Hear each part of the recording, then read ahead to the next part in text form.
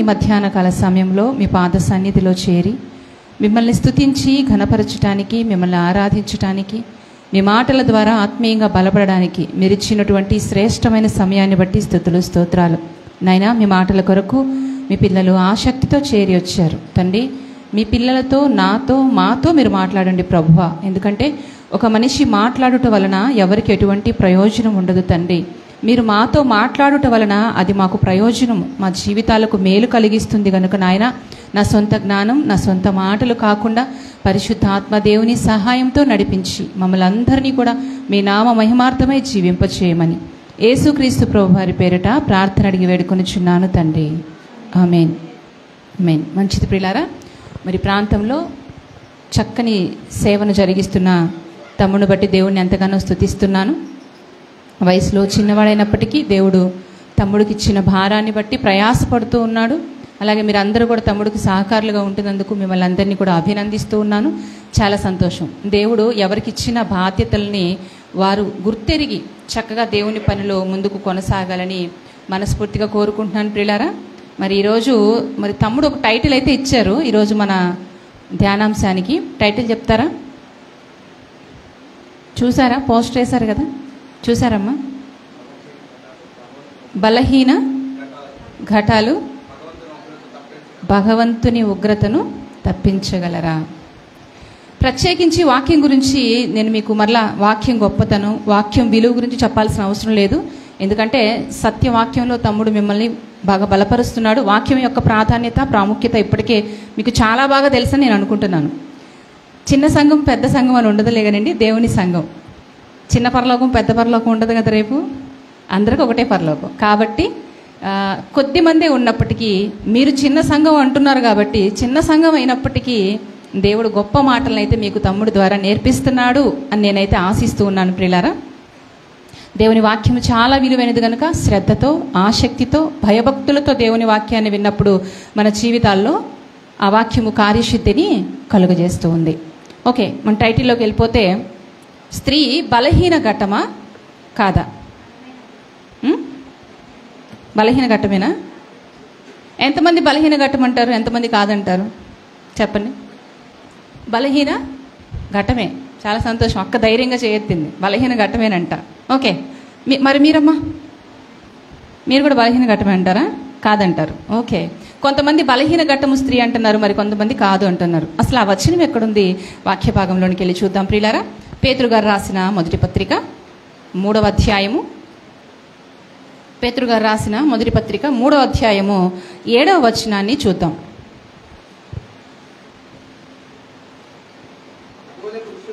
అటువలే పురుషులారా, జీవమను కృపావరములో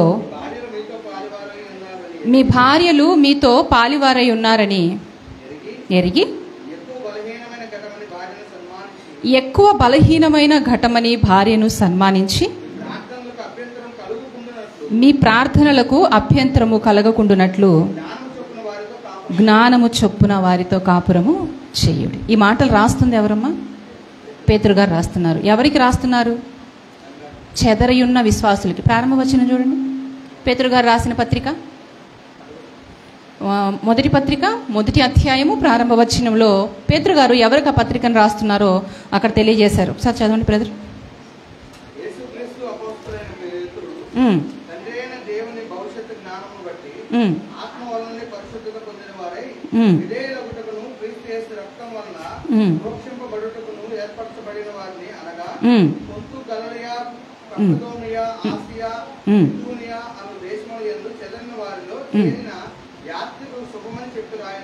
తమ్ముడు ఎవరికి రాస్తున్నారు? ఆయా ప్రాంతాల్లో చెదరి ఉన్న క్రైస్తవులకి పేతురు గారు ఏం రాస్తున్నారంటే, ఈ పత్రికను రాస్తూ అలా చెదరి ఉన్న విశ్వాసులకి కొంతమందికి ఏమని తెలియజేస్తున్నాడంటే, పురుషులకు రాస్తున్నమాట కదా అది. పురుషులారా, మీ భార్యలు బలహీన ఘట్టాలని ఎరిగి వారిని ఏం చేయమంటున్నారు? మిక్కిలి సన్మానించండి. బలహీన ఘట్టం అనే మాట ఇక్కడ ఎందుకు రాయబడింది? ఏ విషయంలో స్త్రీలు బలహీనులు? ఏ విషయంలో ఒకవేళ దేవుడు ఆ మాట రాయించి ఉంటాడు? ఎవరైనా చెప్తారా? నిజంగా బలహీనులేనా స్త్రీలు? దేన్ని బట్టి రాయించారు ఆ మాట? శరీర విషయంలో పురుషుల కంటే స్త్రీలు కాస్త బలహీనంగానే ఉంటారు. ఇంకా మానసికంగా కూడా స్త్రీలు బలహీనులే. ఎందుకంటే స్త్రీలకి ఎమోషన్స్ ఎక్కువ, అవునా? పురుషులతో పోలిస్తే మన స్త్రీలకి భావోద్వేగాలు అంటారు కదా, అవి ఎక్కువ. అందుకే కొంతమంది అంటారు, ఈ స్త్రీలకి తల మీదే ఉంటుందండి కొండ. ఏమైనా అనగానే వెంటనే ఏం చేస్తారు? ట్యాప్ తిప్పేస్తారు. నీళ్ళు సంతోషం వచ్చినా తట్టుకోలేము, బాధ వచ్చినా తట్టుకోలేము. ప్రతి చిన్న విషయానికి కూడా మనం ఏం చేస్తామంటే ఓవర్గా ఎగ్జైట్ అయిపోతుంటాం. అందుకోసమనే స్త్రీలు ఏంటంటే మానసికంగా వాళ్ళు కాస్త బలహీనంగా ఉంటారు. ఇక్కడ ఈ మాటకు బదులుగా, బలహీన ఘటాలు అనే మాటకు బదులుగా సున్నిత మనస్కులు అని రాసుంటే బాగుంటుందేమో అనుకుంటున్నాను నేను. అక్కడ పౌలు గారి ఇంటెన్షన్ ఏంటంటే, పురుషులారా మీ భార్యలు సున్నితమైన మనసు గలవారు, ప్రతి చిన్నదానికి నొచ్చుకుంటారు, ప్రతి చిన్నదానికి కృంగిపోతారు. కనుక మీరేం చేస్తారంటే వారిని అర్థం చేసుకొని వారితో చక్కగా మీరు కాపురాలు చేయాలి. ఆ ఉద్దేశంతో రాయబడిన మాట. కానీ ఇది స్త్రీలు పురుషులతో పోలిస్తే బలహీనులని కాదు. మరొక విషయం ఏంటంటే, ఆ కాలంలో స్త్రీలను చాలా చిన్న చూపు చూసేవాళ్ళు, స్త్రీలు చాలా వివక్షకు గురయ్యేవాళ్ళు. యూదుల ప్రార్థన మీకు తెలుసా? ఇప్పటికీ యూదులు ఏమైనా ప్రార్థన చేస్తారో తెలుసా? వాళ్ళు 3 విషయాల కొరకు దేవునికి కృతజ్ఞతలు తెలియజేస్తారంట. ఆ 3 విషయాలు ఏంటంటే, దేవా నన్ను అన్యునిగా పుట్టించినందుకు నీకు స్తోత్రాలు. నెక్స్ట్ 2 ఏంటంటే, దేవా నన్ను కుక్కగా పుట్టించినందుకు స్తోత్రాలు. నంబర్ 3 ఏంటంటే, నన్ను స్త్రీగా పుట్టించినందుకు. యూదులు చేసే ప్రార్థన ఇది. అంటే స్త్రీని ఎంత చులకనగా, ఎంత చిన్నగా చూస్తున్నారో చూడండి ఆనాడున్న సమాజం, ఈనాడు కూడా. కానీ నేనేమని ప్రార్థన చేస్తాను తెలుసా? దేవా నన్ను స్త్రీగా పుట్టించినందుకు నీకు స్తోత్రాలయ్యా అని ప్రార్థన చేస్తాను. ఎందుకంటే స్త్రీ పురుషుడు అనే పక్షపాతం మనుషులుగా మనకుందేమో కానీ దేవునికి లేదు ప్రియులారా. స్త్రీ పురుషుడని సమాజం భేదాభిప్రాయాలు చూపిస్తున్నారేమో కానీ దేవుడికి ఎలాంటి భేదం లేదు. ఎందుకంటే దేవుడు పురుషునికి ఇచ్చిన రూపం ఎవరిది? ఎవరి రూపం ఇచ్చాడు? నరుల్ని ఎవరి పోలికలు చేశాడమ్మా దేవుడు? ఆయన పోలికలోనే కదా. ఆదాము గారికి మాత్రమే దేవుని పోలిక ఇచ్చాడా? అవ్వమ్మకు కూడా ఇచ్చాడా? నరులను చేయదము మన పోలిక చొప్పున, మన స్వరూపమందు నరులను చేయదము. ఆ నరుల్లో ఎవరున్నారు? స్త్రీలు కూడా ఉన్నారు. దేవునికైతే తేడా లేదు. స్త్రీ పురుషుడు అనే భేదం దేవునికి లేదు ప్రియులారా. అందరినీ ఆయన సమానంగానే చూస్తున్నాడు. కాకపోతే మనుషులే కొంచెం తారతమ్యాలు చూపిస్తూ ఉంటారు. అయితే ఇలా బలహీన ఘట్టం అని చూడబడుతున్నటువంటి స్త్రీ బలమైన కార్యాలు కూడా చేయగలదు, భగవంతుని ఉగ్రతను కూడా తప్పించగలదు అంటానికి బైబిల్ గ్రంథంలో మనకి చాలా మంది స్త్రీలు అయితే కనిపిస్తూ ఉంటారు. అందరి గురించి మాట్లాడుకునే సమయం మనకు లేదు కనుక ఒకరిద్దరి గురించి చూసుకొని మనం ముగించుకుందాం ప్రియులారా. ముందుగా మనం ఒక స్త్రీ గురించి చూద్దాం. ఆ స్త్రీ ఎక్కడ మనకు కనిపిస్తుంది అంటే సమూయేలు మొదటి గ్రంథంలో మనకు కనిపిస్తూ ఉంటుంది. ఆ స్త్రీ గురించి మనం కొద్దిసేపు ఆలోచిద్దాం ప్రియులారా. సమూయేలు మొదటి గ్రంథం 25వ అధ్యాయము 2వ వచనం నుండి చూద్దాం. కొంచెం పేజీలు లేచిపోతుంది. సమూయేలు మొదటి గ్రంథం 25వ అధ్యాయము 2వ వచనం చదువుతారా?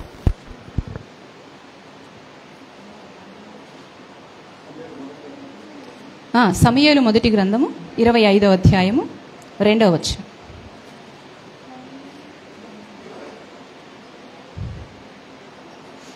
తీసారమ్మా అందరూ? దయచేసి అందరూ తెరచి చూడండి. మీ చేతుల్లో ఉన్నటువంటి బైబిల్ గ్రంథాన్ని చదవగలిగిన వారందరూ కూడా తెరచి చదవవలసిందిగా ప్రేమపూర్వకంగా కోరుకుంటున్నాను. సమూయేలు మొదటి గ్రంథం 25వ అధ్యాయము 2వ వచనాన్ని చూద్దాం. కర్మేలులోని మయోను నందు ఆస్తి గలవాడొకడు కాపురముండెను. అతడు బహుభాగ్యవంతుడు. అతనికి 3000 గొర్రెలను 1000 మేకలను ఉండెను. అతడు కర్మేలులో తన గొర్రెల బొచ్చు కత్తిరించుటకై పోయి ఉండెను. అతని పేరు నాబాలు, అతని భార్య పేరు అబీగయీలు. ఈ స్త్రీ సుబుద్ధి గలదై రూపసి అయి ఉండెను. అయితే చర్యలను బట్టి చూడగా నాబాలు మోటువాడును దుర్మార్గుడనై ఉండెను. అతడు కాలేబు సంతతివాడు. చాలు ప్రియులారా, చదవబడిన సందర్భం మీ అందరికీ సుపరిచితమని నేను అనుకుంటున్నాను. అబీగయీలు గారి గురించి ఎంతమందికి తెలుసు? చదివారా ఎప్పుడైనా? పోనీ విన్నారా? ఓకే, చదవకపోయినా వినకపోయినా ఇప్పుడు విందాం. ఈ అబీగయలు గారి గురించి దేవుడు రాయించినటువంటి 2 మంచి విషయాలు ఏంటంటే, ఈ స్త్రీ అంట సుబుద్ధి గలది మరియు రూపసి. అంటే బాహ్యంగా చూడడానికి కూడా ఈవిడ చక్కగా ఉంటారు. అంత మాత్రమే కాదు, ఈవిడ అంతరంగ స్వభావం కూడా ఎలాంటిదంట, మంచిది. ఈ 2 ఒక స్త్రీలో ఉండటం అనేది చాలా కష్టం, అవునంటారు కదా. కొంతమంది స్త్రీలకి అందం ఉంటే అణుకు ఉండదు, అణుకు ఉంటే అందం ఉండదు. కానీ ఈ స్త్రీలో 2 విషయాలు మనం చూస్తే 2 విషయాల్లో కూడా ఈవిడ చాలా చక్కగా ఉన్నారు. మరి ముఖ్యంగా ఈ స్త్రీకి ఏముందంటే సుబుద్ధి ఉంది. ఇలాంటి అందమైన సుబుద్ధి కలిగినటువంటి స్త్రీకి వచ్చే భర్త లేదా చేసుకునే అబ్బాయి ఇంకెంత మంచివాడై ఉంటాడో అనుకుంటున్నారు కదా మీరు. ఎలాంటి భర్త వచ్చాడంటే ఇవిడికి చూడండి, నాబాలు గురించి చదవండి అక్కడ. అయితే చర్యలను బట్టి చూడగా నాబాలు మోటువాడును దుర్మార్గుడనై ఉండెను. ఏంటి ఇంత పూర్తిగా ఆపోజిట్గా ఉంది చూడండి. ఆవిడైతే సుబుద్ధి కలిగినటువంటి స్త్రీ, దేవుని యందు భయభక్తులు కలిగి బ్రతుకుతున్నటువంటి స్త్రీ. కానీ తన భర్త మాత్రం ఎలాంటి వాడంట, మోటువాడు, దుర్మార్గుడు. ఎందుకు ఇటువంటి అబ్బాయిని చేసి ఉంటారు ఈ అమ్మాయికి? ఎందుకని చేసి ఉంటారు? 1 ఆస్తిపాస్తులు ఉన్నాయి, 2 కాలేబు సంతతి వాడంట. ఏ వంశంలో వచ్చాడు ఈయన? కాలేబు గారంట, తెలుసు కదా. నిండు మనసుతో దేవుణ్ణి ఆరాధించిన భక్తుడు. కనాను దేశానికి ఇద్దరు వెళ్ళారు. ఆ ఇద్దరిలో ఒకళ్ళు యెహోషువ అయితే 2 కాలేబు గారు. గొప్ప వంశానికి చెందినవాడు 1, 2 ధనవంతుడు. అంటే సాధారణంగా వివాహం చేసేటప్పుడు ఏం చేస్తారు? పై రూపాన్ని చూసే చేస్తారు, పై మెరుగులు చూసి చేస్తారు. ఆ అబ్బాయి, చేసుకోబోయే అబ్బాయి లేదా అమ్మాయి వాళ్ళు దేవుని కోసం బ్రతుకుతున్న వారేనా, వారి ఆత్మీయ జీవితం బాగుందా అని ఆలోచన చేస్తారమ్మా. పెళ్లి సంబంధం చూసినప్పుడు అంట 3 సీలు చూస్తారంట. ఎన్ని సీలు? 3 సీలు. ఆ 3 సీలు ఏంటో తెలుసా? First C colour. అమ్మాయి కలర్ ఉందా? ఏ కలర్ ఉంది? నలుపు ఉందా, ఎరుపు ఉందా?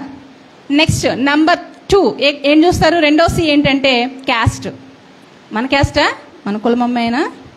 దేవుణ్ణి నమ్ముకున్న వాళ్ళకు కూడా ఇంకా ఈ జాడ్యాలు ఓటల, కులపిచ్చి ఓటల. మనిషికి కులం ఎక్కడుంది చెప్పండి? అందరం కూడా ఆదాము గారి నుండి వచ్చిన పిల్లలమే. ఆదాము గారు ఎవరి నుండి వచ్చారు?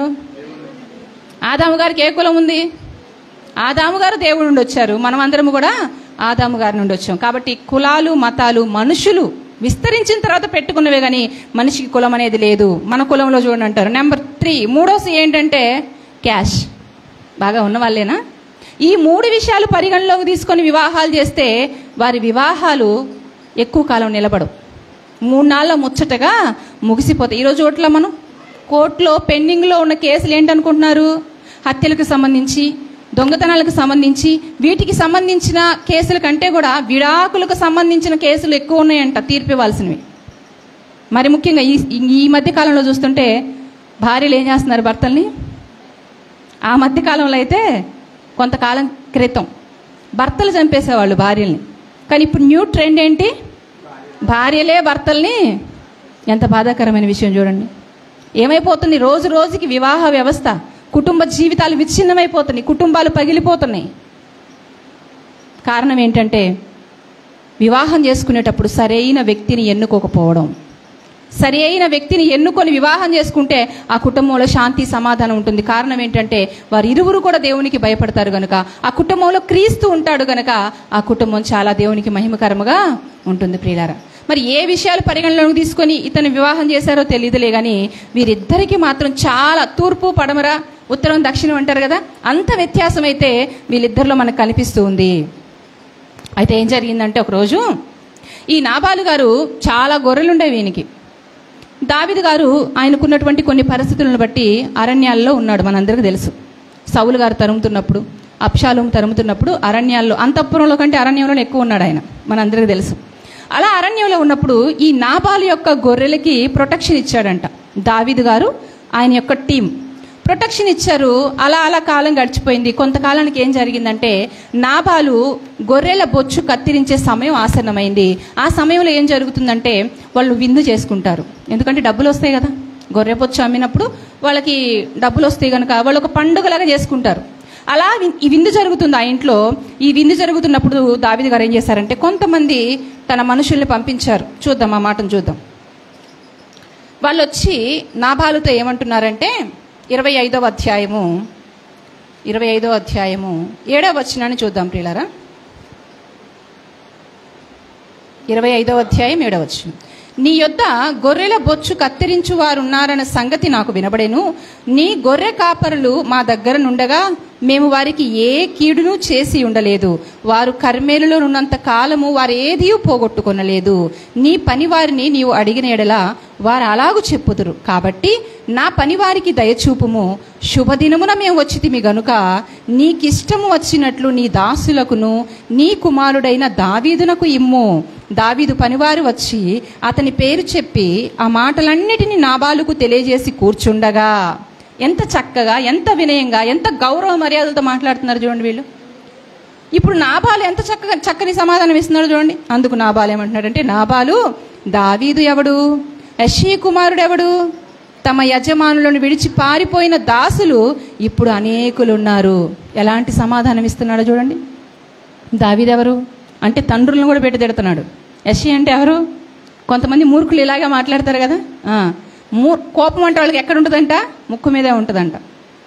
మూర్ఖంగా మాట్లాడుతున్నాడు. దావీదు ఎవరు? యెష్షయి కుమారులు ఎవరు? నేను ఎందుకు ఇవ్వాలి? నా పనివారి కొరకు నేను సిద్ధపరుచుకున్న భోజనాన్ని ఎవరికో నేను ఎందుకు పెట్టాలి? మరి ప్రొటెక్షన్ ఇచ్చినప్పుడు అడగలేదే ఆ మాట? నీ గొర్రెలకి ప్రొటెక్షన్ ఇచ్చాడు కదా దావీదు. దొంగల బారి నుండి, క్రూర మృగాల బారి నుండి ప్రాణాలకి తెగించి మరి కాపాడారు కదా గొర్రె మందల్ని. అప్పుడు అడగలేదు, ఇప్పుడు అంటున్నాడు. ఇవే మాటలు యాజ్ ఇట్ ఈజ్గా తీసుకెళ్ళి ఈ పని వాళ్ళు దావీదు గారికి చెప్పారు. ఆకలితో ఉన్నారేమో ఇంకో 2 యాడ్ చేసి చెప్పుంటారు, కొంచెం మసాలా వేసి చెప్పుంటారు. ఇక దావీదు గారు ఏమైపోయాడంటే ఉగ్రుడైపోయాడండి. నేను మేలు చేస్తే మేలుకు ప్రతిగా కీడు చేస్తాడా? ఇలాంటి మాటలు మాట్లాడతాడా నాబాలు? ఇక నాబాలు ఇంటిలో ఒక్క మగ పిల్లవాడు కూడా బ్రతికి ఉండడానికి వీల్లేదు. తీయండి కత్తులు అన్నాడు. దావీదు గారు కూడా కత్తి తీసుకున్నాడు. ఇప్పుడు నాబాలు అనగా అబీగయీలు గారి ఇంటి మీదకి ఉగ్రత వస్తుంది.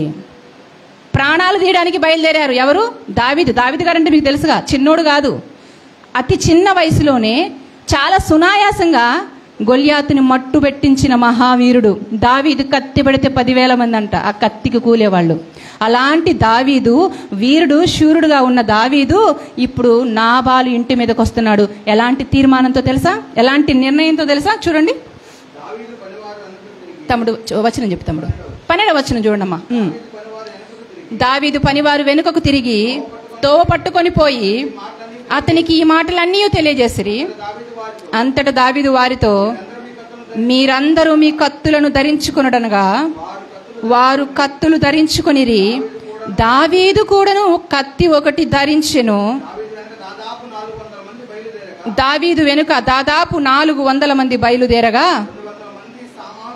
200 మంది సామాను దగ్గర నిలిచిరి. ఈ విషయం ఎవరికి తెలిసిందంటే నాబాలు ఇంట్లో ఉన్న పనివాడికి తెలిసింది. అమ్మ నేను కొంచెం స్పీడ్గా వెళ్ళిపోతున్నాను, మీరు అర్థం చేసుకోండి ఓకేనా? నేను క్లుప్తంగా చెప్పుకుంటూ వెళ్ళిపోతున్నాను. అప్పుడు పనివాడు ఏం చెప్తున్నాడు? 14వ వచనం. పనివాడు ఒకడు నాబాలు భార్య అయిన అబీగయీలుతో ఇట్లా, నేను అమ్మా దావీదు అరణ్యంలో నుండి మన యజమానుని కుశల ప్రశ్నలు అడుగుటకై దూతలను పంపించగా అతడు వారితో కఠినముగా మాట్లాడాను. అయితే ఆ మనుష్యులు మాకెంతో ఉపకారము చేసి ఉన్నారు. మేము పొలములో వారి మధ్య సంచరించినంతసేపు అపాయము గాని నష్టము గాని మాకు సంభవింపనే లేదు. మేము గొర్రెలను కాయుచున్నంతసేపు వారు రాత్రింబగళ్ళు మా చుట్టూ ప్రాకారముగా నుండిరి.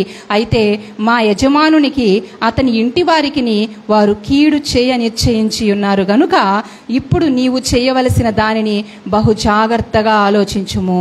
మన యజమానుడు బహు పనికి మాలినవాడు, ఎవరిని తనతో మాట్లాడనియడు అనేను. ఇప్పుడు విషయం అంతా ఒక పనివాడు వచ్చి ఎవరికి చెప్తున్నాడు? నాబాలుకు కాదు, అబీగయీలు గారికి చెప్తున్నాడు. ఎందుకని? ఆ ఇంట్లో ఉన్న పని వాళ్ళకు కూడా తెలుసు, ఎవరి మాట వినడు ఈ మూర్ఖుడు. స్వభావం, అతని పేరే అతని స్వభావాన్ని తెలియజేస్తుంది. అమ్మ ఇప్పుడు మన ఇంటి మీదకి ఉగ్రత రాబోతుందమ్మా. దావీదు కత్తి పట్టుకొని 100 మందితో బయలుదేరాడమ్మా. ఈ వంశంలో ఒక్క మగ పిల్లవాడిని కూడా బ్రతకనీనని శపథం చేసి మరీ బయలుదేరాడు.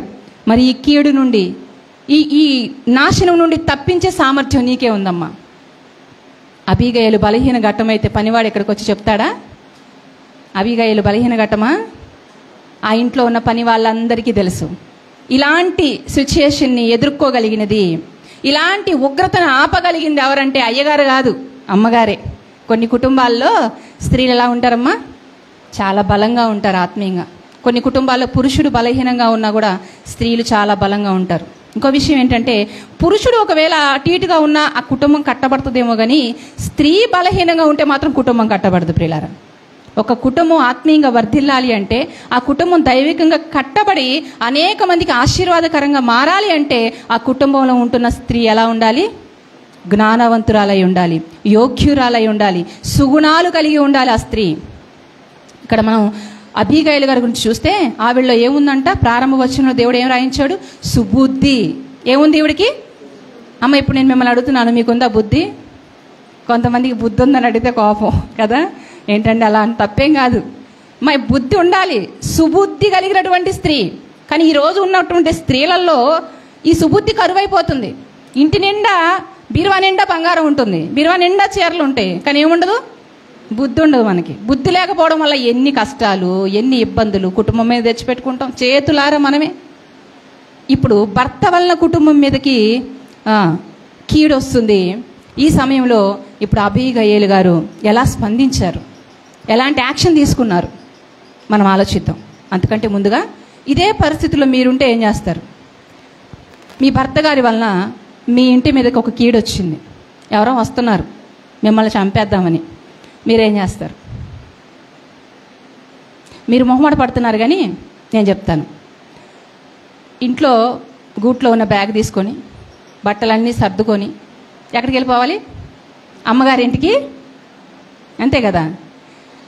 చూడ్డానికి మంచోడివి కాదు, బుద్ధి మంచిది కాదు, దుర్మార్గుడు మోటువాడైనా సరే ఏదో సర్దుకొని ఓర్పు సహనంతో కాపురం చేస్తున్నాను, కానీ ఇంటి మీదకి ఇలాంటి గొడవలు తీసుకొచ్చి పెడుతున్నాడు ఏంటి? ఈ మనిషితో ఎలా నేను కాపురం చేసేది? ఈ మనిషితో ఎలా సర్దుకుపోవాలి నేను? చెప్పండి, మీరు చెప్పండి, న్యాయం చెప్పండి అంటాం లేదా? తిన్నగా ఎక్కడికి వెళ్ళిపోతాం? పుట్టింటికి వెళ్ళిపోతాం. లేదంటే ఆవిడెవరో ఉన్నారుగా, రోజక్క, బతుకు చట్కా బండి, రచ్చబండలు, వీటిని ఆశ్రయిస్తున్నారు ఈరోజు చాలామంది స్త్రీలు. అవునంటారా కదా అమ్మా? అవునా? కుటుంబాలని రోడ్డు మీద కీడ్చుకుంటున్నారు చాలామంది స్త్రీలు. కారణం ఏంటంటే వారిలో జ్ఞానం లేదు, వారికి సుబుద్ధి లేదు. లేకపోవడం వల్ల పంచాయతీ రోడ్డు మీద తీసుకొచ్చి పెట్టేస్తున్నారు. మరి కొంతమంది ఏం చేస్తారంటే ఇరుగు పొరుగు వాళ్ళకి చెప్పుకుంటారు. పాపం ఈవిడ ఎందుకు చెప్తుందంటే ప్రార్థన చేస్తుందని చెప్తుంది ఆ వదినకో అక్కకో, కానీ అక్క ప్రార్థన చేయదు, ప్రచారం చేస్తుంది. ఆ ఇంట్లో పరిస్థితులు ఎలా ఉన్నాయంట, వాళ్ళ ఆయన అట్టంట, వీళ్ళ ఆయన ఎట్టంట అని అక్క ఏం చేస్తుంది? ఎవరికి చెప్పాలి? మనం వెళ్ళి పుట్టింట్లో చెప్పుకోవాలా? ఇరుగు పొరుగు వారికి చెప్పుకోవాలా? బంధువులకి స్నేహితులకి చెప్పుకోవాలా? చెప్పొద్దని నేను అనట్లేదమ్మా, కానీ వీళ్ళందరికంటే ముందుగా ఎవరితో చెప్పాలి తెలుసా? దేవుని దగ్గరికి వెళ్ళి నీ సమస్య చెప్పుకుంటే దేవుడే పరిష్కారం ఇస్తాడు. మనుషుల దగ్గరికి వెళ్ళి చెప్పుకోవడం వల్ల మన విలువ పోతుందేమో, కానీ దేవుణ్ణి ఆశ్రయిస్తే ఎటువంటి సమస్యకైనా సరే మన దేవుడు ఏం చేయగలడు? సమాధానాన్ని ఇవ్వగలడు. అందుకే అబీగయలు ఎవరి దగ్గరికి వెళ్ళలేదండి. పుట్టింటికి ఫోన్ చేసి చెప్పలేదు, అప్పుడు ఫోనులు లేవుగా అనేరు అనకండి, అప్పుడు టెక్నాలజీ లేదుగా. ఈ పుట్టింటికి వెళ్ళలేదు, ఎవరికి ఏం మాట్లాడలేదు, చివరికి నాభాలు కూడా ఏం చెప్పలేదు. ఏం చేస్తుందో చూడండి, 18వ వచనం. అందుకు అబీగయలు నాబాలుతో ఏమీ చెప్పక త్వరపడి 200 రొట్టెలను 2 ద్రాక్షారసపు తిత్తులను వండిన 5 గొర్రెల మాంసమును 5 మానికల వేచిన ధాన్యమును 100 ద్రాక్ష గెలలను 200 అంజూరపు అడలను గార్ధపురుల మీద వేయించి మీరు నాకంటే ముందుగా పోవుడి, నేను మీ వెనక నుండి వచ్చేదనని తన పనివారికి ఆజ్ఞ ఇచ్చెను. ఇప్పుడు నెక్స్ట్ వెంటనే ఏం చేస్తుందంటే అన్ని ఆహార పదార్థాలను రెడీ చేపిస్తుంది. ఎన్ని రొట్టెలు చేసిందంటమ్మా? ఎన్ని చపాతీలు చేసింది? 200 చపాతీలు, రొట్టెలు, ఇంకా 5 గొర్రెల మాంసము, 2 ద్రాక్షారసపు తిత్తులు, 5 గొర్రెల మాంసము, 5 మానికల వేచిన ధాన్యము, 100 ద్రాక్ష గెలలు, 200 అంజూరపు. ఎన్ని విస్తారమైన ఆహార పదార్థాలు తయారు చేయించింది చూడండి అమ్మా. మనం ఉన్నాం, భర్త గారు 2 చపాతీలు చేయమంటే బయట తెచ్చుకోండి, నాకు ఓపిక లేదు. కానీ ఈవిడికి ఎంత ఓపిక చూడండి, ఎంత విస్తారమైన ఆహార పదార్థాలు వండించిందో, లేదా వండిందో తెలియదు మనకి. త్వరగా ప్రిపేర్ చేసుకుంది, సిద్ధపరచుకుంది. ఇక ఆలస్యం అవ్వకూడదని పని వాళ్ళకి అవి ఇచ్చేసి మీరు ముందెళ్ళండి, నేను వెనకొస్తాను అని బయలుదేరిందండి. ఇప్పుడు పని వాళ్ళందరూ ముందెళ్ళిపోయారు, వెనుక అబీగయలు గారు వెళ్తూ ఉంది. అలా వెళ్తూ ఉన్నప్పుడు మార్గ మధ్యలో దావీదు గారు ఎదురుపడ్డారు. దావీదు గారు ఎదురుపడగానే ఆవిడ చేస్తున్నటువంటి మంచి పని చూడండి, 23వ వచనం. అబీగయలు దావీదును కనుగొని గర్భపు మీద నుండి త్వరగా దిగి దావీదునకు సాష్టాంగ నమస్కారము చేసి అతని పాదములు పట్టుకొని ఎట్లా నేను చాలు తమ్ముడు. ఇక్కడ అబీగయలు గారిలో మనం చూస్తున్నటువంటి మంచి లక్షణాలు ఈ వచనంలో మనకి ఇమిడి ఉన్నాయి. అవి ఏంటంటే, త్వరగా దిగిందంట గార్ధపు మీద నుండి. అంటే ఈవిడ చురుకైనటువంటి స్త్రీ. అవునా? ప్రారంభంలో ఈవిడ ఎలాంటి స్త్రీ అని మాట్లాడుకున్నట్టు సుబుద్ధి కలిగినటువంటి స్త్రీ, నంబర్ 1. నంబర్ 2, ఈవిడలో ఉన్నటువంటి మంచి లక్షణం ఏంటంటే చురుకైనటువంటి స్త్రీ. అంటే సోమరితనం ఈవిడలో లేదు, బద్ధకస్తురాలు కాదు ఈవిడ. అందుకే చురుకుగా త్వరగా ఆహార పదార్థాలు తయారు చేయించేసింది, త్వరగా పనివారికి ఇచ్చి పంపించేసింది. ఇప్పుడు ఈవిడ కూడా ఆలస్యం చేయకుండా ఏం చేస్తుందంటే చాలా త్వరగా దావీదు గారిని ఎదుర్కోవడానికి, తన ఇంటి మీదకి రాబోతున్న కీడుని ఎదుర్కోవడానికి ఏం చేస్తుంది ఈవిడ? త్వరగా చురుకైనటువంటి స్త్రీ. కానీ ఈరోజు స్త్రీలను మనం ఆలోచన చేస్తే చురుకుగా ఉంటున్నారా, సోమరితనంగా ఉంటున్నారా? చాలా సోమరితనంగా ఉంటున్నారు. ఇల్లు చక్కబెట్టుకునే విషయంలో సోమరితనమే, ఆత్మీయ జీవితంలో కూడా సోమరితనమే. 1 గంట ప్రార్థన చేసుకోవాలంటే బద్ధకం, 2 గంటలు బైబిల్ చదువుకోవాలంటే విసుగు. అదే ముసలమ్మ ముచ్చట్లు పెట్టమనండి, చెవులు పెద్ద చేసుకుంటారు. అవునా? ఆ ఇంట్లో ఏం జరిగింది, ఈ ఇంట్లో ఏం జరిగింది, ముందు నీ ఇంట్లో ఏం జరుగుతుందో చూసుకోమ్మా. వాళ్ళ ఇంట్లో వీళ్ళింట్లో ఎందుకు? ఇల్లు కట్టుకునే బాధ్యత నీకు ఇచ్చాడు. నీ పక్కింటి వాళ్ళ గురించి లెక్క నిన్ను అడగడు దేవుడు. నీ ఇంటి గురించి, నీ భర్త గురించి, నీ పిల్లల గురించి నేను లెక్క అడుగుతాడు. కనుక మనం ఏం చేయాలి? ప్రతి ఒక్క విషయంలో ఆత్మీయంగా మెలకువగా ఉండాలి, సోమరులుగా ఉండకూడదు. ఆత్మీయ జీవితంలో మెలకువ అవసరం. సమయాన్ని సద్వినియోగపరచుకోవాలి. చాలామంది స్త్రీలు ఈ సీరియల్స్ అని, సినిమాలని, ముసలమ్మ ముచ్చట్లని దేవుడిచ్చిన విలువైన సమయాన్ని ఏం చేస్తున్నారు? వృధా చేస్తున్నారండి. అవునా కదా? సీరియల్ పిచ్చి అందరికీ ఉంది. మా ఇక్కడ ఉన్న వాళ్ళు ఎంతమంది వస్తారు సీరియళ్ళు? ఎవరు చూడరా? అమ్మా, వెరీ గుడ్, చాలా సంతోషం, దేవునికి స్తోత్రం. ఎవరు చూడరా సీరియల్స్? చూడరా? మంచిదమ్మా, చూడకండి. అందులో ఏమి లేదు, మనం నేర్చుకోవడానికి అందులో ఏమి లేదు. ఆ మధ్యకాలంలో వాట్సాప్లో ఒక పోస్ట్ వచ్చిందండి. అత్తని ఎలా వేధించాలో పలానా సీరియల్ చూడండి, భర్తని ఎలా బాధించాలో ఈ సీరియల్ చూడండి, ఆడబిడ్డల్ని ఎలా ఏదించాలో ఈ సీరియల్ చూడండి. ఇవన్నీ చూస్తే నాకు అనిపించింది, అంటే ఈ సీరియల్స్ ద్వారా నేర్చుకునే మంచి ఏమి లేదా? మంచి లేదు, అంతా చెడే. మరి ఎందుకంటే అలాంటి సీరియల్స్ చూసి మీ ఆత్మీయ జీవితాలను పాడు చేసుకుంటారు? సమయం విలువైంది కదా, దేవుని వాక్యంలో రాయించాడు కదా. మనం కూడా పాటలు పాడతాం కదా. ఏమని పాడతాం పాటలు? విలువైనది నీ ఆయుష్కాలం, తిరిగి రానిది దేవుడు నీకిచ్చిన కాలం. అంటే దేవుడిచ్చిన సమయం విలువైనది, పోతే తిరిగి రాదని పాడుతున్నావు, సమాజానికి చెప్తున్నావు. మరి నువ్వు పాటిస్తున్నావా? ప్రియమైన సహోదరి, ఇల్లు కట్టుకునే విషయంలో పూర్తి బాధ్యత స్త్రీదే. అందుకే నేను అంటాను, వాక్యం పురుషుల కంటే కూడా స్త్రీలకే చాలా చాలా అవసరం. దేవుడిచ్చిన ప్రతి పాత్రకు ఒక స్త్రీ న్యాయం చేయాలి అంటే ఆ స్త్రీకి అవసరమైనది ఏంటంటే దేవుని జ్ఞానం. దేవుని జ్ఞానం మనకి ఎక్కడ దొరుకుతుంది? ఏ అంగడిలో దొరుకుతుంది? ఏ విశ్వవిద్యాలయంలో దొరుకుతుంది దేవుని వాక్యం? అంటే ఏ విశ్వవిద్యాలయంలో దేవుని వాక్యం దొరకదు. విశ్వాన్ని నిర్మించి విశ్వాన్ని కదిలిస్తున్న దేవుని పాద సన్నిధిలోనే దేవుని వాక్యం లభ్యమవుతుందండి. అందుకే చూడండి, స్త్రీ పాత్ర చాలా విలువైంది. కనుకనే ఏమంటారంటే, ఇంటికి దీపం ఇల్లాలు. మరి ఇల్లాలికి దీపం కార్తీక దీపమా? అంటే సీరియస్గా ఇంటికి దీపం ఎవరమ్మా అంటే ఇల్లాలు అన్నారు. మరి ఇల్లాలికి దీపం ఎవరంటే కార్తీక దీపం ఉంది. మీరు కూడా అలా అంటారేమో అనుకున్నాను. లేదు కదా? చాలా సంతోషం. ఇంటికి దీపం ఇల్లాలు, ఇల్లాలికి దీపం దేవుని వాక్యం.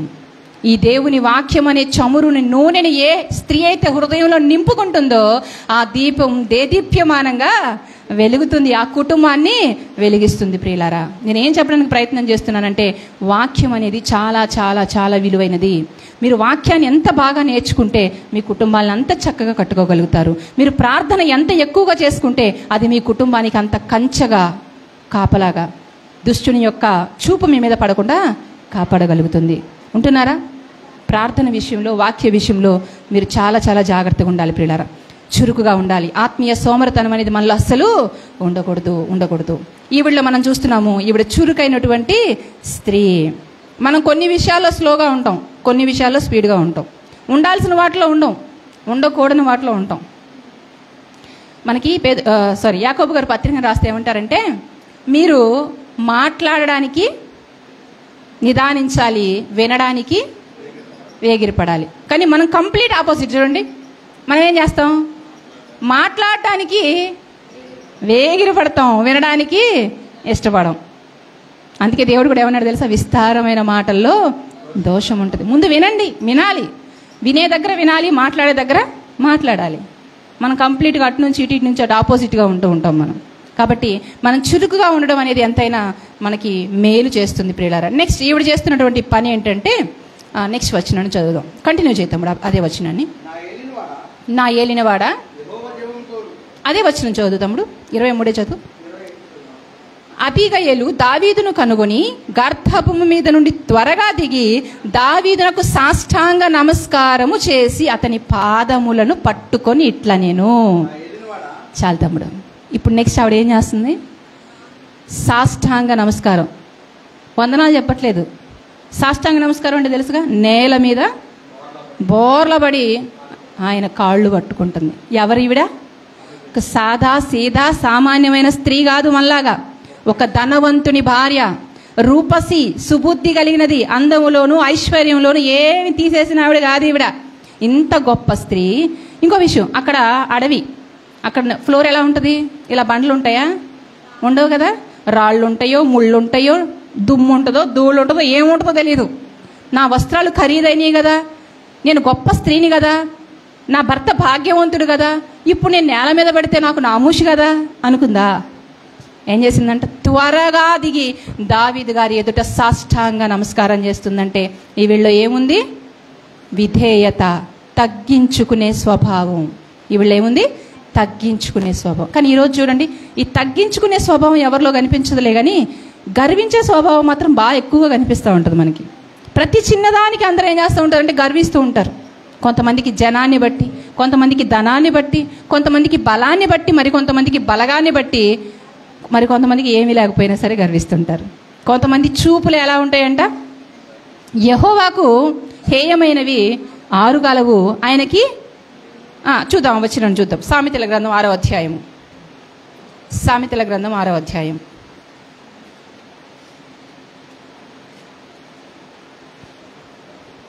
16వ వచనం. సామెతల గ్రంథము 6వ అధ్యాయము 16వ వచనం. నేను ముగిస్తాను త్వరగానే. యెహోవాకు అసహ్యములైనవి 6 కలవు, 7 ఆయనకు హేయములే.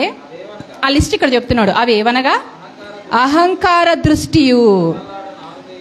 చూడండి, ఈ లిస్ట్లో ఫస్ట్ ఏది ఉంది? అహంకార దృష్టి. కొంతమంది చూపులు ఎలా ఉంటాయి? చాలా. మమ్మల్ని మించిన వాళ్ళు ఎవరు లేరు. ఎందుకు గర్వించాలండి? గర్వించడం అనేది మంచి విషయమేనా? లేదు. గర్వించే వారిని దేవుడు అస్సలు పట్టించుకోడు, అస్సలు ఆశీర్వదించడు. అలాంటి వారిని దేవుడికంట ఒకళ్ళంటే ఇష్టం అంట. ఎవరో తెలుసా వాళ్ళు? యెషయా గ్రంథం. నాకెంతో ఇష్టమైన మాట అండి ఈ మాట. దేవుడు ఒకళ్ళ దగ్గర ఉండడానికి ఇష్టపడుతున్నాడంట. యెషయా గ్రంథం 57వ అధ్యాయము 15వ వచనం.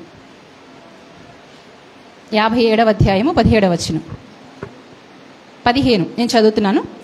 మహాఘనుడును, మహోన్నతుడును, పరిశుద్ధుడును, నిత్య నివాసి అయిన వాడును ఇలాగు సెలవిచ్చుచున్నాడు. ఏమని?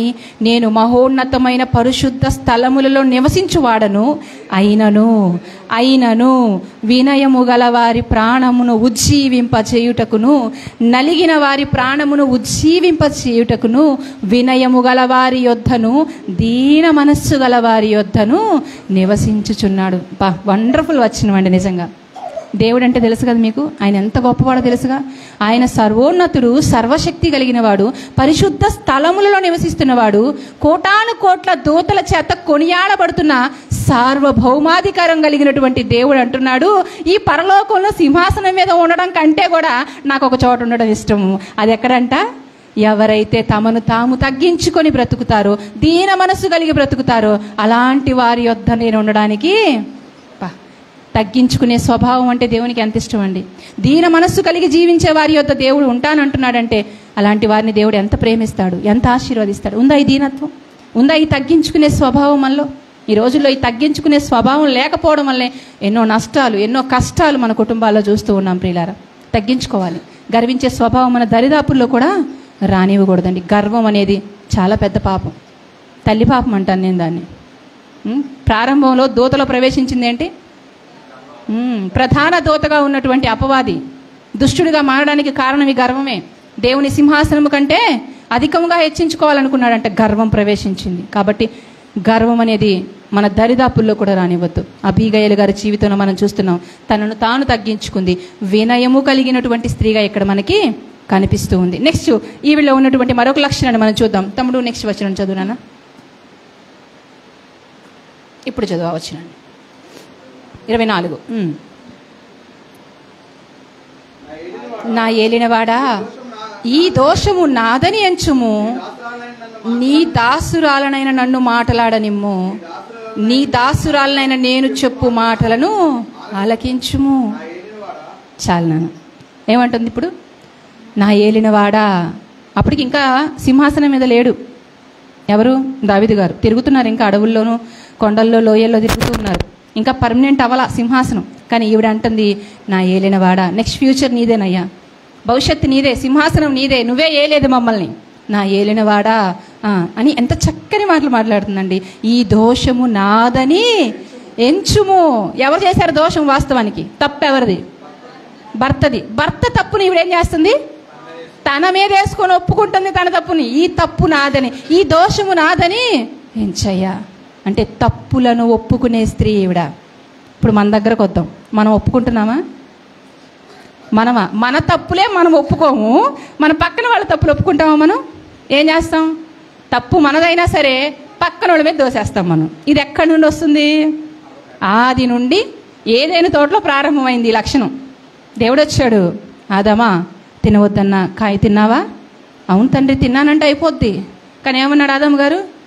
లేదయ్యా, అసలు నన్ను ఏమనుకుంటున్నావు? నేను నీ కుమారుణ్ణి, నేను చాలా ఉత్తముణ్ణి, కానీ నువ్వు నాకు ఇచ్చావే ఈ స్త్రీ, ఆవిడిచ్చింది. తప్పు నాది కాదయ్యా, ఈ స్త్రీని చేయటం నీదే తప్పు అన్నాడు. అంటే నేరం ఎవరి మీద నెట్టేశాడు? ఒకవైపు అవ్వ మీద, మరొకవైపు దేవుని మీద నెట్టేశాడు.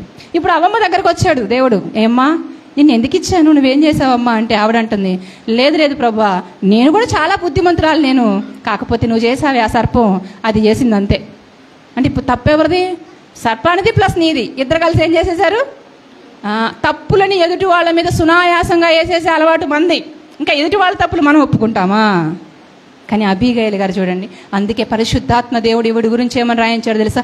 సుబుద్ధి కలిగిన స్త్రీ. తన కుటుంబం మీదకి రాబోతున్న కీడుని ఎదుర్కోవడానికి ఈవిడలో ఉన్నటువంటి మంచి లక్షణాలు మనం చూస్తున్నాం. ఇటువంటి లక్షణాలు ఏ స్త్రీలో అయితే ఉంటావో ఆ స్త్రీ తన కుటుంబం మీదకి వచ్చే కీడుని ఎదుర్కోగలదు, ఉగ్రత నుండి తప్పించుకోగలదు. ఏ లక్షణం ఉంది ఈవిడలో? తప్పులను ఒప్పుకునే లక్షణం. నెక్స్ట్ మరొక లక్షణం ఏముంది ఈవిడలో అంటే, కంటిన్యూ చేయనైనా ఆ వచ్చినాన్ని. మాట్లాడనిమ్ము, ఆలకించుము, నా ఏలినవాడా, దుష్టుడైన ఈ నాబాలును లక్ష్య పెట్టవద్దు, అతని పేరు అతని గుణములను సూచించుచున్నది. అతని పేరు నాబాలు, మోటుతనము అతని గుణము. నా ఏలినవాడు పంపించిన వారు, అయ్యా నాకు కనిపించలేదయ్యా, నువ్వు పంపించిన దూతలు నాకు కనబడలేదయ్యా, నాకు కనబడితే నేను పంపించేదన్నయ్యా అన్ని. నా ఏలినవాడా, యెహోవా జీవముతోడు, నీ జీవముతోడు ప్రాణహాయం చేయకుండా యెహోవా నిన్ను ఆపి ఉన్నాడు.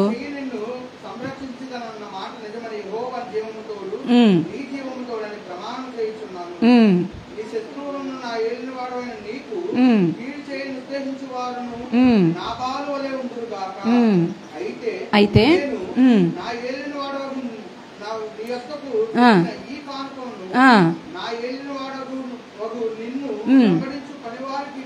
చాలు అంటుంది, నీ కోసం నేను ఈ కానుకలన్నీ తీసుకొచ్చానయ్యా, ఈ ఆహార పదార్థాలన్నీ శ్రేష్టంగా చేపించి తీసుకొచ్చానయ్యా, ఇవి తీసుకొని భుజించండి. అంటే ఈవిడ ఏం కనిపిస్తుంది అంటే కృతజ్ఞత. నా కుటుంబానికి నువ్వు మేలు చేసావు కదయ్యా, మా గొర్రె కాపర్లకు మీరు ప్రొటెక్షన్ ఇచ్చారు కదా, మీరు అడిగింది భోజనమేగా, ఒక పూట భోజనమేగా, ఇదిగో తీసుకొచ్చానయ్యా, మీరు చేసిన మేలుకు తిరిగి మరలా నేను అంటే ఈవిడ కృతజ్ఞత కలిగినటువంటి స్త్రీ. ఈ రోజుల్లో ఉందా కృతజ్ఞత? మనుషులకు ఉందా కృతజ్ఞత? ఎంత మేలు చేసినా చాలా ఈజీగా మర్చిపోతారు. మర్చిపోయి వదిలేస్తే పర్లేదు, మేలుకు ప్రతిగా ఏం చేస్తారు? కీడు. మేలుకు ప్రతిగా కీడు చేసే వాళ్ళు కూడా ఉన్నారు. కానీ ఇది దేవుని లక్షణం కాదు. దేవుడు ఏం చెప్తున్నాడో తెలుసా?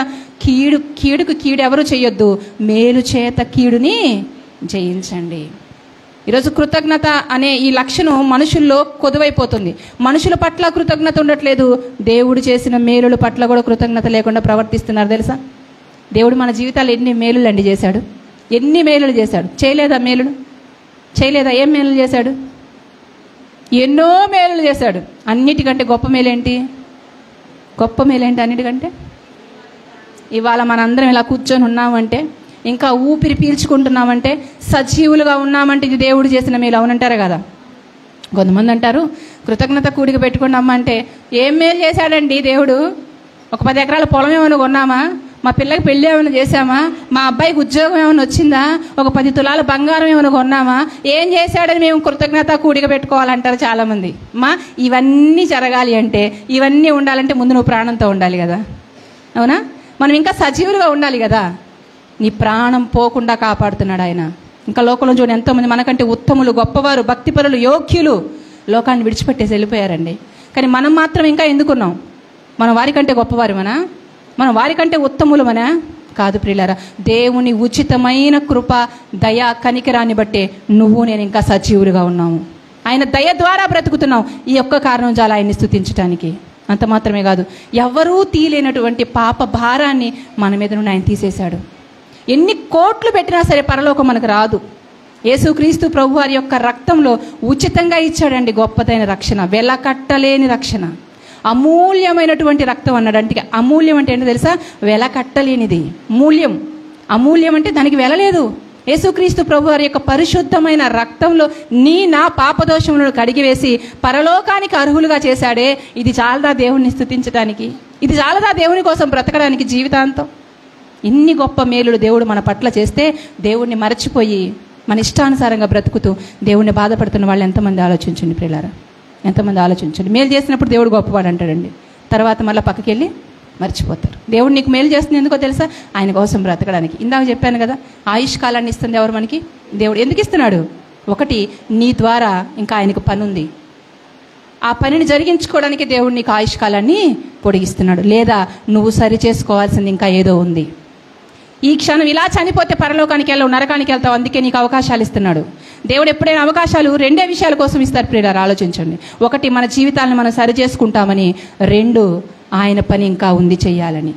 ఈ 2 కారణాల్లో ఏ కారణం చేత మీరు నేను బ్రతుకున్నామో తెలీదు. అది గ్రహించుకొని, గమనించుకొని సరిదిద్దుకుంటే, సమయాన్ని సద్వినియోగపరుచుకుంటే మనం ధన్యులమే. కృతజ్ఞత. దేవుడు చేసిన విషయాలను మనం మర్చిపోకూడదు. దేవుడు చేసిన మేలులను మనం మర్చిపోకూడదు. కొంతమంది తల్లిదండ్రుల పట్ల కూడా కృతజ్ఞత లేని వారిగా ఉంటారు. మనుషుల పట్ల కూడా ఏముండదు, కొంతమందికి కృతజ్ఞత ఉండదు. మనకు తెలుసు, అంత్య దినములలో అపాయకరమైన కాలంలో వస్తాయంట. అప్పుడు మనుషుల పరిస్థితి ఎలా ఉంటుందో తెలుసా? లిస్ట్ చెప్తారండి అక్కడ. అందులో ఆ లిస్టులో ఎవరుంటారో తెలుసా? కృతజ్ఞత లేనివారు. కృతజ్ఞత లేనివారు కూడా రాకడ సమయంలో కనిపిస్తూ ఉంటారంట. తల్లిదండ్రులకి అవిధేయులైన వారు, తల్లిదండ్రుల్ని సన్మానించని వారు, ఇలాంటి వారు కూడా మనకి లోకంలో కనిపిస్తూ ఉంటారు. అవునండి, తల్లిదండ్రులు మనల్ని ఎంతో కష్టపడి పెంచుతారు. ఒక్కొక్కసారి వాళ్ళు పస్తుండి కూడా మన కడుపు నింపుతారు. అలాంటి తల్లిదండ్రులు మనం ఎలా చూసుకోవాలి? గొప్పగా చూసుకోవాలి కదా. కానీ ఈరోజు పరిస్థితులు చూడండి, బయట ఈ న్యూస్ పేపర్స్లో, టీవీ ఛానల్స్లో చూస్తే ఎంత భయంకరమైన విషయాలండి. కొంతమంది కొట్టి చంపేస్తున్నారండి దారుణంగా. కొంతమంది రోడ్ల మీద విడిచిపెట్టి వెళ్ళిపోతున్నారు. కొంతమంది వృద్ధాశ్రమాల్లో జాయిన్ చేస్తున్నారు. ఎంత దారుణం. 2 తల్లిదండ్రులు కలిసి 4 పిల్లల్ని పెంచుతారండి. 2 కలిసి 4 పెంచితే ఈ 4 కలిసి 2 చూసుకోలేకపోతున్నారండి. ఎంత దారుణం అండి. ఒక ఇమేజ్ చూశానండి, చాలా కళ్ళలో నీళ్ళు వచ్చి నాకు అది చూసినప్పుడు. ఒక తల్లి బిడ్డ చిన్న పిల్లవాడిగా ఉన్నప్పుడు ప్లేట్లో భోజనం పెట్టుకొని ఒక్క ముద్ద తిన్నానా బిడ్డ వెంటబడుతూ ఉంటుంది. వాళ్ళు పిక్చర్స్ వేసారయ్యి. ఇదే తల్లి ముసలి వయసుకు వచ్చేసి శక్తి ఉడిగిపోయిన తర్వాత, ఆ బిడ్డ పెద్దవాడైపోయిన తర్వాత ఒక్క ముద్ద పెట్టు నాన్న అని బిడ్డ వెంటబడుతుందంట. ఎంత కృతజ్ఞత లేని వాళ్ళండి. కృతజ్ఞత లేని వారిని దేవుడు క్షమించడు. కృతజ్ఞత కలిగిన వారి మీదకి దేవుని ఉగ్రత రాకుండా ఆయన ఆపుతాడు. ఈ ఊళ్ళో మనకు కనిపిస్తుంది ఏంటో తెలుసా? కృతజ్ఞత కలిగినటువంటి స్త్రీ. ఇప్పుడు దావీదు గారు అబీగయలు గారిని చూడగానే, ఆవిడలో ఉన్న ఈ గుణాలను ఆయన చూడగానే ఆయన ఒపీనియన్ మారిపోయిందండి. ఎలాంటి నిర్ణయం తీసుకున్నాడు చూడండి. ఇప్పుడు మరలా 25వ అధ్యాయానికి వచ్చేద్దాం. దావీదు గారు ఎలా రియలైజ్ అవుతున్నాడో ఆ వచనాన్ని చూద్దాం. 32వ వచనం, 32వ వచనాన్ని చూడండి. అందుకు దావీదు, నాకు ఎదురు పడుటకై నిన్ను పంపిన ఇశ్రాయేలీల దేవుడైన యెహోవాకు స్తోత్రము కలుగునుగాక. దేవుణ్ణి స్తుతిస్తున్నాడు. ఎవరిని బట్టి? అబీగయలను బట్టి దేవుణ్ణి స్తుతిస్తున్నాడు. నేను పగ తీర్చుకొనుకుండను, ఈ దినమున ప్రాణము తీయకుండాను, నన్ను ఆపినందుకై నీవు ఆశీర్వాదము నొందుదువుగాక. నీవు చూపిన బుద్ధి విషయమై నీకు ఆశీర్వాదము కలుగునుగాక. చూడండి, దావీదు గారు ఉగ్రుడై వచ్చాడు, కోపావేశంతో ఊగిపోతున్నాడు. ఎప్పుడైతే అబీగయలు గారు మాట్లాడిన మాటలు విన్నాడు, ఆవిడలో ఉన్నటువంటి సుగుణాలను చూశాడు, వెంటనే ఏమైపోయాడు? ఆయన కూల్ అయిపోయాడు. చూడండి, ఆయన కోపాన్ని ఏం చేసింది అబీగయలు గారు? చల్లార్చింది. బలహీన ఘట్టమా స్త్రీ? ఏ స్త్రీ బలహీన ఘట్టమో తెలుసా? దేవుని యందు భయభక్తులు లేకుండా లోక సంబంధంగా బ్రతికే స్త్రీ బలహీన ఘట్టమే. కానీ దేవుని వాక్యాన్ని గుండెల నిండా నింపుకొని ఆ వాక్య ప్రకారంగా బ్రతుకుతున్న స్త్రీ బలహీన ఘట్టము కాదు, దేవుని కొరకు బలమైన సాధనముగా కూడా వాడబడుతుంది. అంటానికి మనకి నిదర్శనం, సాక్ష్యం అబీగయలు గారే. దావీదు గారికి వచ్చిన కోపాన్ని చల్లార్చగలిగిందంటే ఎంత ఉత్తమురాలు, ఎంత గుణవంతురాలు, ఎంత సుబుద్ధి కలిగినటువంటి స్త్రీ. ఆలోచించండి ప్రియులారా. దావీదు గారు అంటారు, అమ్మా నువ్వు గనక ఎదురు పడకపోతే, నువ్వు గనక నాతో మాట్లాడకపోతే ఈరోజు నీ కుటుంబంలో ఉన్న వారందరి ప్రాణాలు తీసేసేవాడిని. ప్రాణాలు తీయకుండా, ప్రాణాలు పోకుండా కాపాడావమ్మా. చెప్పండి, ఇప్పుడు మన టైటిల్ బలహీన ఘట్టాలు భగవంతుని ఉగ్రతను తప్పించగలరా? బలవంతుల ఉగ్రతను తప్పించగలరా? బలవంతుడైనటువంటి దావీదు ఉగ్రతను తగ్గించేసిందండి ఈవిడ అబీగయలు గారు. ఎప్పుడు? ఈవిడలో ఉన్నటువంటి ఈ సుగుణాలన్నీ మనము కూడా కలిగి ఉంటే మనము కూడా ఉగ్రత నుండి తప్పించబడతాం.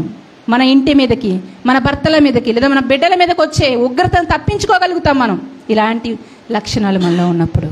అంత మాత్రమే కదా, మనకు సమయం లేదు కనుక చాలామంది స్త్రీలు ఉన్నారు, ఉగ్రతను ఆపిన స్త్రీలు. దేవుడు మనకు సమయం, అవకాశం ఇస్తే మరొకసారి మనం మాట్లాడుకుందాం. మనందరికీ తెలుసు సిప్పోరా. సిప్పోరా తెలుసు కదా మీకు? ఎవరు సిప్పోరా? ఎవరో మాకు తెలియదని మేము ఎప్పుడు వినలేదంటారు ఆ పేరు. చెప్పండి, సిప్పోరా ఎవరు? Bible quiz. Very good. మోషే గారి భార్య. మోషే గారి భార్య మీ అందరూ తెలియకపోవచ్చు ఆవిడ గురించి. ఒక వచనం నేను చూపించి ముగించేస్తాను. నిర్గమకాండం 4వ అధ్యాయము 24వ వచనం. నిర్గమకాండం 4:24.